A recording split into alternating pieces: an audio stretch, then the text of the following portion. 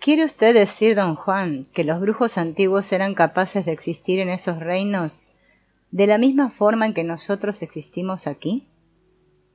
No exactamente como nosotros existimos aquí, pero ciertamente vivían ahí y retenían su conciencia y su individualidad. Para ellos, el emisario del sueño fue una entidad vital, porque es el puente perfecto. Habla y su tendencia es enseñar, guiar. ¿Ha estado usted en ese reino, don Juan? Innumerables veces. Al igual que tú, pero no tiene ningún caso hablar de eso ahora. Todavía no has recordado toda tu atención de ensueño. Ya hablaremos sobre ese reino uno de estos días. A mi parecer, don Juan, a usted ni le gusta ni aprueba el emisario. Ni lo apruebo ni me gusta. Pertenece a otra modalidad, la de los brujos antiguos. Además, en nuestro mundo sus enseñanzas y sus guías son disparates. Y por esos disparates el emisario nos cobra enormidades en términos de energía. Algún día estarás de acuerdo conmigo. Ya lo verás. En el tono de sus palabras pude captar la velada implicación de que yo no coincidía con él en lo que al emisario se refería. Estaba a punto de arguir que eso era un error de su parte, cuando escuché la voz del emisario en mis oídos. Él tiene razón, dijo la voz. Yo te caigo bien porque no encuentras nada malo en el hecho de explorar todas las posibilidades. Tú estás en pos de conocimiento, el conocimiento es poder. Tú no quieres meramente la seguridad de tus rutinas y las creencias de tu mundo. El emisario dijo todo esto en inglés, con un marcado acento de la costa del Pacífico. Después cambió a español. Noté un tenue acento argentino. Nunca había escuchado hablar al emisario de esa manera. Me fascinó. El emisario me habló de logros, de sabiduría, de cuán lejos me encontraba de mi lugar natal, de mi ansia de aventura y de mi obsesión con nuevos horizontes. La voz hasta me habló en portugués, con una definida inflexión de las pampas del sur. Escuchar esa voz llenándome de halagos, al final no solamente me asustó, me asqueó. Le dije a don Juan ahí mismo que tenía que dejar de ensoñar. Me miró sorprendido, pero cuando le repetí todo lo que había escuchado, accedió, aunque dándome la impresión de que únicamente lo hacía para apaciguarme. Unas semanas más tarde, con más calma, me pareció que mi reacción fue un poco emocional y por lo tanto errónea mi decisión de parar mi entrenamiento. Regresé por mi cuenta a mis prácticas de ensueño. No le consulté a don Juan, pero estaba seguro que de algún modo él estaba al tanto de mi vuelta. Una de las veces que lo fui a visitar, muy inesperadamente empezó a hablar sobre los sueños. El mero hecho de que nos hayan enseñado a tomar a los sueños como un genuino campo de exploración, no quiere decir que no lo sean. Los sueños son analizados por su significado o son considerados como indicaciones proféticas, pero nunca son valorados como un reino de eventos reales. De acuerdo a lo que sé, solamente los brujos antiguos hicieron eso, pero al final lo echaron todo a perder. Su ambición los cegó y cuando llegaron a una encrucijada crucial, tomaron el camino equivocado. Se enfocaron en una sola maniobra, la fijación del punto de encaje en las miles de posiciones que puede adoptar. Don Juan dijo que lo asombraba el hecho de que a todas las cosas maravillosas que los brujos antiguos aprendieron, explorando esas millares de posiciones, el arte del ensueño y el arte del acecho eran lo único que quedaba hoy en día. Reiteró que el arte del ensueño tiene que ver con el desplazamiento del punto de encaje, y definió al acecho como el arte de la fijación del punto de encaje en cualquier posición a la cual se haya desplazado. Fijar el punto de encaje en una de las posiciones significa adquirir cohesión. Eso es lo que has estado haciendo en tus prácticas de ensueño, adquirir cohesión. Yo creía que estaba perfeccionando mi cuerpo de ensueño, le dije. Estás adquiriendo cohesión. El ensueño hace que eso ocurra al forzar a los ensoñadores a fijar el punto de encaje. La atención de ensueño, el cuerpo energético, la segunda atención, La relación con los seres inorgánicos y el emisario son todos productos de la fijación del punto de encaje en diferentes posiciones de ensueño. ¿Qué es una posición de ensueño, don Juan? Una nueva posición a la que el punto de encaje ha sido desplazado durante el sueño. ¿Cómo es que fijamos el punto de encaje en una posición de ensueño? Sosteniendo la vista de cualquier objeto en los sueños o cambiando de ensueño a voluntad. Con tus prácticas de ensueño estás realmente ejercitando tu capacidad de cohesión. Esto quiere decir que estás ejercitando tu capacidad de sostener una nueva forma energética, al mantener el punto de encaje fijo en la posición que adopta con el ensueño.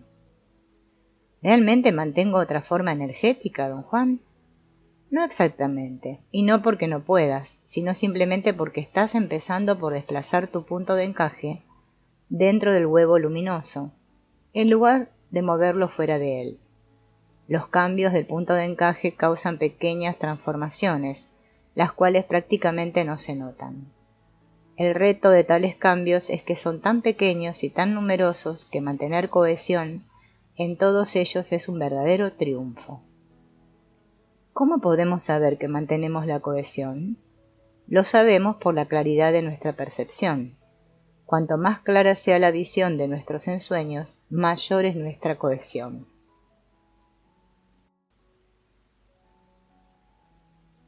Dijo que ya era hora de que yo aplicara en la práctica lo que había aprendido en mis ensueños. Sin darme tiempo a preguntar nada, me pidió que enfocara mi atención, como si estuvieran soñando, en el follaje de un árbol del desierto que creía cerca de ahí. Un mezquite. ¿Quiere usted que lo mire fijamente? No quiero que lo mires fijamente, quiero que hagas algo muy especial con ese follaje. Acuérdate de que en tus ensueños, una vez que eres capaz de sostener la vista en cualquier objeto, estás realmente sosteniendo una nueva posición de ensueño. Ahora, mira fijamente a esas hojas, como si estuvieras en un ensueño, con una muy significativa variación. Vas a sostener tu atención de ensueño en las hojas de ese mezquite, en la conciencia de ser del mundo cotidiano. Mi nerviosidad me hizo imposible seguir el hilo de sus instrucciones. Me explicó pacientemente que al mirar fijamente al follaje, se llevaría a cabo un diminuto desplazamiento de mi punto de encaje. Luego, al entrar en mi atención de ensueño, a consecuencia de mirar fijamente a cada hoja, lo que yo haría era fijar ese diminuto desplazamiento, y al hacerlo mi cohesión me haría percibir en términos de la segunda atención. Añadió, riéndose, que el proceso era ridículo de tan simple que era. Don Juan tenía razón. Todo lo que necesité fue enfocar y mantener mi atención en las hojas, y en un instante fui atraído por una sensación de vórtice, como en mis ensueños. El follaje del mezquite se convirtió en un universo de datos sensoriales. Fue como si el follaje me hubiese engullido. Si tocaba las hojas podía realmente sentirlas. También podía olerlas. Mi atención de ensueño era multisensorial, en lugar de ser únicamente visual, como en mis ensueños diarios. Lo que empezó con fijar la vista en el follaje del mezquite se convirtió en un ensueño. Creí que me encontraba en un árbol irreal, como me había encontrado en árboles de incontables ensueños, y naturalmente me comporté en ese árbol irreal como había aprendido a comportarme en mis ensueños. Me moví de objeto en objeto, atraído por la fuerza de un vórtice que se formaba en cualquier parte del árbol en la cual enfocara mi multisensorial atención de ensueño. Estos vórtices se formaban no solo al fijar mi vista, sino también al tocar cualquier cosa, con cualquier parte de mi cuerpo. En un momento dado tuve un ataque de dudas racionales. Comencé a preguntarme si sería posible que me hallara físicamente subido al mezquite en un estado de confusión, abrazando las hojas y perdido en el follaje, sin saber lo que hacía. O quizá me había quedado dormido, hipnotizado por el revoloteo de las hojas en el viento, y estaba ensoñando. Pero, al igual de lo que me ocurría en sueños, Mis preguntas fueron tan fugaces que duraron solo un instante, y luego la fuerza de lo que estaba sucediendo las anuló por completo. Un repentino movimiento a mi alrededor sacudió todo y me hizo virtualmente emerger de la hojarasca como si me hubieran desprendido de la atracción magnética del árbol. Me encontré entonces mirando a un inmenso horizonte, desde un terreno elevado. Me rodeaban oscuras montañas y verde vegetación. Otro empellón de energía me depositó en otro lugar. Árboles enormes se asomaban por todos lados en forma amenazadora. Eran más grandes que los pinos de los estados de Oregón y Washington. Nunca jamás había yo visto un bosque como ese. El panorama era de tal contraste con la aridez del desierto de Sonora que no me quedó ninguna duda de que estaban soñando. Me enfoqué en esa extraordinaria visión con temor de salir prematuramente de ella. Sabía que era en realidad un ensueño, y que una vez que agotara mi atención de ensueño, saldría de él. Pero las imágenes duraron, aun cuando calculé que ya había agotado mi atención de ensueño, lo que dio lugar a que cruzara por mi mente un pensamiento aterrador. ¿Y si este no fuera un ensueño ni tampoco el mundo cotidiano? Asustado, de la misma forma que un animal debe de experimentar el susto, regresé a la hojarasca de la cual había emergido. El ímpetu de mi retroceso me empujó de un extremo a otro del follaje y me jaló fuera del árbol. En un abrir y cerrar de ojos estaba parado junto a don Juan, en la puerta de su casa en el desierto de Sonora. Inmediatamente tomé conciencia de que había entrado en un estado en el que podía pensar coherentemente, pero no podía hablar. Don Juan me instó a que no me preocupara. Dijo que nuestra facultad del habla es extremadamente frágil y que los ataques de mudez eran comunes entre los brujos que se aventuraban más allá de los límites de la percepción normal. Mi primera impresión fue que don Juan sentía lástima por mí, pero la voz del emisario de ensueño dijo claramente en ese instante que en unas horas después de dormir estaría yo perfectamente bien. Al despertarme y a petición de don Juan le describí lo que había visto y hecho. Me advirtió que no me fiara de mi racionalidad para comprender mi experiencia, no porque estuviera de ninguna forma perjudicada, sino porque lo sucedido era un fenómeno fuera de los límites de la razón. Naturalmente argüí, porque así lo creía, que no podía haber nada fuera de los límites de la razón, que puede haber cosas que no estén claras, pero que tarde o temprano la razón siempre encuentra una forma de aclararlas. Con extrema paciencia don Juan señaló que la razón, el sentido común, el buen juicio, fuentes de gran orgullo para nosotros, porque las consideramos consecuencia directa de nuestro valor personal, son meramente el resultado de la fijación del punto de encaje en su posición habitual. Cuanto más rígido y fijo, más grande nuestra confianza en nosotros mismos, más grande nuestra idea de que podemos explicar lo que fuera. Añadió que el ensueño, al darnos fluidez para entrar en otros mundos, destruye nuestra idea del yo que sabe todo. Llamó al ensueño una empresa de dimensiones inimaginables, que después de hacernos percibir todo lo que puede ser percibido, hace que el punto de encaje dé un salto fuera del reino humano a fin de hacernos percibir lo inconcebible. Nos encontramos de nuevo frente al tema más importante del mundo de los brujos antiguos, la posición del punto de encaje. El anatema de los brujos antiguos, al igual que la aflicción de la humanidad actual. ¿Por qué dice usted eso, don Juan? Porque ambos, la humanidad actual y los brujos de la antigüedad, son las víctimas de la posición del punto de encaje. La humanidad por no saber que el punto de encaje existe. Por no saberlo estamos obligados a considerar a los productos de su posición habitual como cosas finales e indiscutibles. Y los brujos antiguos por saber que el punto de encaje existe y que se le puede manejar con relativa facilidad. Debes evitar caer en esas dos trampas. Sería realmente repugnante que te aunaras a la humanidad como si no supieras acerca de la existencia del punto de encaje.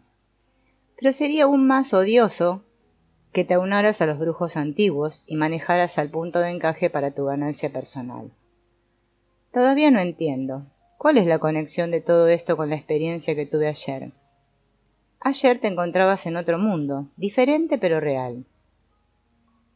Si me preguntas dónde se encuentra ese mundo, yo te tendré que contestar que está en la posición del punto de encaje. Si mi respuesta no tiene ningún sentido para ti, entrarás en un enredo diabólico. El argumento de don Juan era que me quedaban dos alternativas. Si no entendía su proposición, una era seguir la línea de la humanidad en general, lo que me llevaría a un caos. Mi experiencia me diría que otros mundos existen, pero mi razón me diría que esos mundos no pueden existir. La otra alternativa era seguir la línea de los brujos antiguos, en cuyo caso automáticamente aceptaría la existencia de otros mundos, y mi avaricia me haría sostener la posición del punto de encaje que crea esos mundos. El resultado sería otro tipo de caos, tener que moverme físicamente a mundos diferentes del nuestro, forzado por expectativas de poder y ganancia personal. Yo estaba demasiado aturdido para poder seguir el hilo de su razonamiento, pero sí sentía que él estaba totalmente en lo cierto. Era un sentimiento, una certeza ancestral que yo parecía haber perdido y estar recobrando lentamente. Regresar a mis prácticas de ensueño disipó todas estas tribulaciones, pero creó otras. Por ejemplo, después de escucharla diariamente por meses, la voz del emisario dejó de ser una molestia o un asombro y se convirtió en algo casi común y corriente para mí. Cometí tantos errores influenciado por lo que me decía que comprendí la renuencia de don Juan a tomarlo en serio. Un psicoanalista se habría muerto de gusto interpretando esa voz de acuerdo a todas las posibles minucias de mi dinámica intrapersonal. Don Juan mantenía inmutablemente que el emisario es una fuerza impersonal y constante, procedente del reino de los seres inorgánicos. Por lo tanto, todos los ensoñadores lo experimentan más o menos en los mismos términos. Y si eligen seguir lo que les dice, como si fuera un consejero, son unos tontos incurables. Yo era definitivamente uno de ellos. No había manera de mantenerme impasible frente a un evento tan extraordinario. Una voz que clara y concisamente me decía en 3 idiomas datos ocultos sobre cosas o personas en las cuales enfocaba mi atención. La única desventaja, que no tenía grandes consecuencias para mí, era que la voz y yo no estábamos sincronizados. Generalmente el emisario me daba información acerca de cosas, gente o eventos cuando ya había olvidado mi interés en ellos. Le pregunté a don Juan acerca de esta falla. Me dijo que tenía que ver con la rigidez de mi punto de encaje. Me explicó que habiendo sido yo criado por abuelos, estaba saturado de opiniones e ideas de gente vieja y que debido a ello yo era peligrosamente rígido. Dijo que su método de darme pociones de plantas alucinógenas no había sido otra cosa sino un esfuerzo para sacudir mi punto de encaje y así permitir que tuviera un margen mínimo de fluidez. Si no desarrollas ese margen, o te vuelves más rígido, o te conviertes en un brujo histérico, o haces las dos cosas. Mi interés en contarte anécdotas de los brujos antiguos no es para hablar mal de ellos, sino para ponerte al tanto de lo que eran. Tarde o temprano tu punto de encaje va a adquirir más fluidez, pero no lo suficiente como para contrarrestar tu tendencia a ser como ellos, rígido e histérico.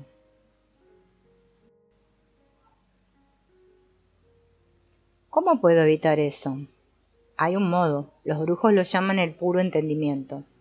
Yo lo llamo el romance con el conocimiento. Es el impulso que los brujos utilizan para saber, para descubrir y para quedarse boquiabiertos de asombro y admiración con lo que descubren. Don Juan cambió de tema y pasó a explicar en mayor detalle la fijación del punto de encaje. Dijo que al ver el punto de encaje de los niños, oscilando constantemente y cambiando fácilmente de lugar, como movido por un temblor, los brujos antiguos llegaron a la conclusión de que su posición habitual no es innata sino creada por los hábitos. Viendo también que es solamente en los adultos que éste se fija en un lugar definido, supusieron que la ubicación específica del punto de encaje promueve una manera específica de percibir. A consecuencia del uso, esta manera específica de percibir se convierte en un sistema para la interpretación de los datos sensoriales.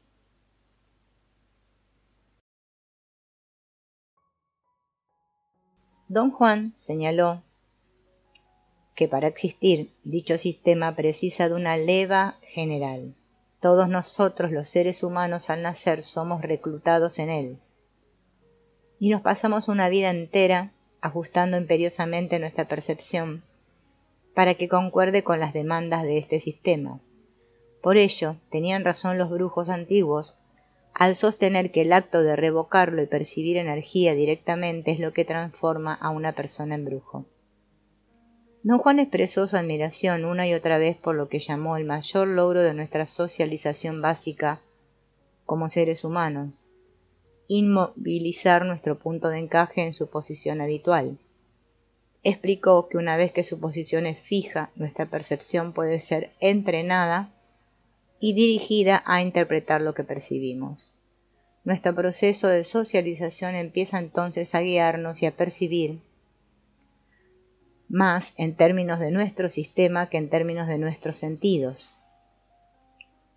Don Juan aseguraba que la percepción humana es universalmente homogénea debido a que el punto de encaje de toda la raza humana está fijo en el mismo sitio. Don Juan dijo que los brujos prueban todo esto al comprobar que lo que se percibe no tiene sentido alguno cuando el punto de encaje se ha desplazado fuera de cierto nivel y nuevos filamentos energéticos universales empiezan a ser percibidos. La razón de ello es que los nuevos filamentos traen nuevos datos sensoriales que son parte de dicho sistema. Percibir nuestro sistema es por supuesto algo caótico, pero por más extraño que parezca, cuando nos creemos realmente perdidos, nuestro sistema se recupera y viene en nuestro rescate, transformando nuestra nueva e incomprensible percepción en un mundo totalmente comprensible. Exactamente como te sucedió cuando fijaste tu mirada en las hojas del árbol de mezquite. Tu percepción fue caótica. Por un momento todo se te vino encima y tu sistema de interpretación no funcionó. Después, el caos se aclaró y ahí estabas, frente a un mundo nuevo. Nos encontramos otra vez en el mismo atascadero de antes. ¿Existe realmente ese mundo? ¿O es una mera elaboración de mi mente, don Juan? Ciertamente regresamos a lo mismo y la respuesta es aún la misma. ¿Ese mundo realmente existe en la precisa posición en que se encontraba tu punto de encaje en ese momento? Para percibirlo claramente necesitaste cohesión, necesitaste mantener tu punto de encaje fijo en esa nueva posición, lo cual hiciste. El resultado fue que por un rato fuiste capaz de percibir un nuevo mundo. Pero, ¿podrían otros percibir ese mismo mundo? Sí, si tuvieran la uniformidad y cohesión que tenías tú en ese momento. Uniformidad es mantener al unísono la misma posición del punto de encaje. Acechar la percepción era como los brujos antiguos llamaban al acto de adquirir uniformidad y cohesión fuera del mundo normal. El arte del acecho, como ya lo dije antes, tiene que ver con la fijación del punto de encaje. A través de la práctica, los brujos antiguos descubrieron que como es importante desplazar el punto de encaje, es aún de mayor importancia hacer que se quede fijo en su nueva posición, cualquiera que ésta fuere. Explicó que si el punto de encaje no se logra estabilizar, no hay forma posible de que podamos percibir coherentemente. Lo que entonces percibiríamos sería un caleidoscopio de imágenes disociadas. Dijo que esta fue la razón por la cual los brujos antiguos pusieron tanto énfasis en el ensueño como en el acecho, y que un arte no puede existir sin el otro, especialmente en la clase de actividades en las cuales los brujos antiguos estaban envueltos. ¿Cuáles eran esas actividades, don Juan? Eran actividades complejísimas derivadas de los desplazamientos del punto de encaje. Los brujos antiguos, al aprender a desplazar sus puntos de encaje a miles de posiciones en la superficie o adentro de sus masas energéticas, también aprendieron a fijar su punto de encaje en esas posiciones para así retener su cohesión indefinidamente. Ellos le llamaban a eso las marañas de la segunda atención, o la gran aventura de lo desconocido. ¿Y cuál era el beneficio de todo esto? No podemos hablar aquí de beneficios, aquí podemos únicamente hablar de resultados finales. Dijo que la cohesión de los brujos antiguos era tal que les permitió llegar a ser, perceptual y físicamente, todo lo que sus puntos de encaje dictaban. Podían transformarse en cualquier cosa dentro del inventario específico que cada uno de ellos poseía. Don Juan llamaba un inventario a todos los detalles perceptibles necesarios para convertirse, por ejemplo, en jaguares, pájaros, insectos, etcétera, etcétera. Para mí es muy difícil creer que esa transformación pueda ser posible, le dije. Es posible, me aseguró, no tanto para ti o para mí, sino para ellos. Para ellos eso no era nada. Dijo que los brujos antiguos tenían tan espléndida fluidez que todo lo que necesitaban era un ligero desplazamiento de su punto de encaje, una mínima señal en su ensueño para instantáneamente acechar su percepción, es decir, para arreglar su cohesión y hacerla encajar en su nuevo estado de conciencia, sea ésta la de un animal, otra persona, un pájaro, lo que fuera. Pero, ¿no es eso lo que los enfermos mentales hacen? ¿Crear su propia realidad? No, no es lo mismo. Los dementes imaginan su propia realidad porque no tienen, en lo absoluto, un propósito preconcebido. Los dementes añaden caos al caos. Los brujos traen orden al caos. Su propósito preconcebido y trascendental es liberar su percepción. Los brujos no inventan los mundos que perciben, ellos perciben energía directamente y luego descubren que lo que están percibiendo es un mundo nuevo y desconocido. Un mundo que se los puede tragar enteros, porque es tan real como cualquier cosa en nuestro mundo diario. Don Juan me dio entonces una nueva versión de lo que me sucedió en el árbol de mezquite. Dijo que empecé por percibir directamente la energía del árbol en mi nivel subjetivo. Sin embargo, yo creí que estaba ensoñando, ya que utilicé el ensueño para percibir energía. Aseveró que usar el ensueño en el mundo de la vida diaria es una de las estratagemas más efectivas de los brujos. Hace que el percibir energía directamente sea como un ensueño, en lugar de ser una experiencia totalmente caótica. Luego, cuando la percepción se arregla, los brujos se encuentran frente a un mundo nuevo. Exactamente lo que a mí me sucedió. Le conté acerca del pensamiento que casi no me atreví a pensar, que el panorama que vi no era un ensueño, ni tampoco nuestro mundo cotidiano. No lo era, me dijo. Te lo dije una y otra vez, pero tú crees que estoy senil y que repito cosas sin ton ni son. Sé cuán difícil es para la mente aceptar que todo esto no es una idiotez de locos. Créeme, existen mundos nuevos. Están envueltos los unos en los otros como las capas de una cebolla. El mundo en el cual existimos no es más que una de esas capas. ¿Quiere usted decir, don Juan, que el propósito de sus enseñanzas es prepararme para ir a esos mundos? No, no quise decir eso. Vamos a esos mundos solamente como un ejercicio. Esos viajes son los antecedentes de los brujos de ahora. Hacemos el mismo tipo de ensueño que los brujos antiguos solían hacer, pero en cierto momento nos desviamos a un nuevo terreno. Los brujos antiguos preferían los cambios de punto de encaje, por lo tanto siempre se encontraban en territorios más o menos conocidos o predecibles. Nosotros preferimos los movimientos del punto de encaje. Los brujos antiguos iban en pos de lo humanamente desconocido. Nosotros buscamos lo desconocido que está fuera de lo humano.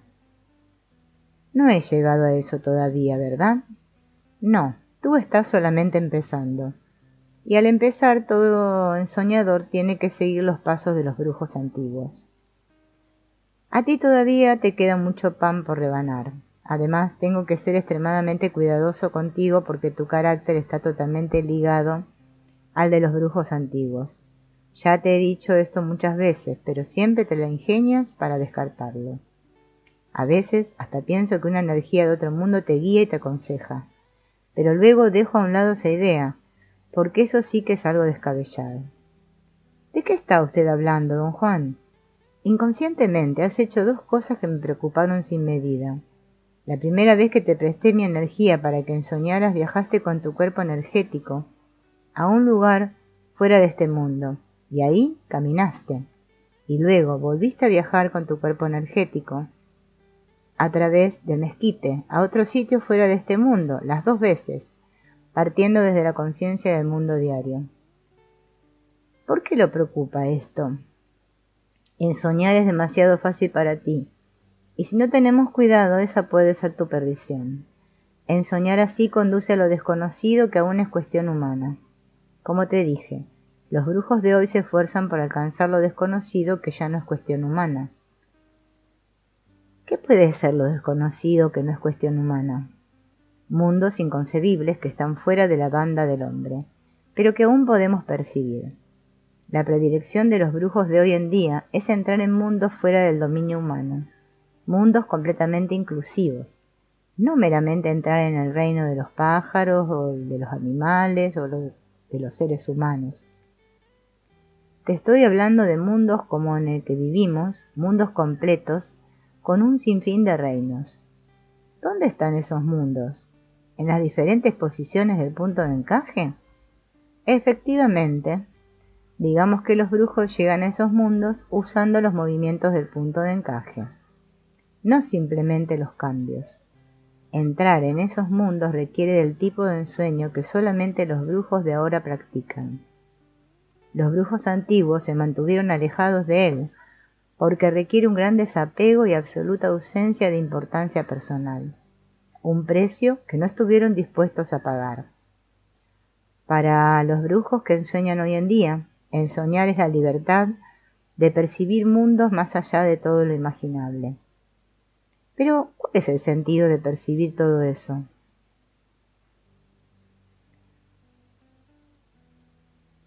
No hay manera de responder a esa pregunta. La mente de mercanchifle está hecha para el comercio. Pero la libertad no puede ser una inversión. La libertad es una aventura sin fin, en la cual arriesgamos nuestras vidas y mucho más, por unos momentos que no se pueden medir con palabras o pensamientos. No fue mi intención hablar como un mercanchifle al hacerle esa pregunta a don Juan. Lo que quiero saber es cuál podría ser la fuerza que impulse a un perfecto haragán como yo para que hiciera todo esto. La búsqueda de la libertad es la única fuerza que yo conozco. Libertad de volar en ese infinito, libertad de disolverse, de elevarse, de ser como la llama de una vela, que aún al enfrentarse a la luz de un billón de estrellas permanece intacta, porque nunca pretendió ser más de lo que es, la llama de una vela.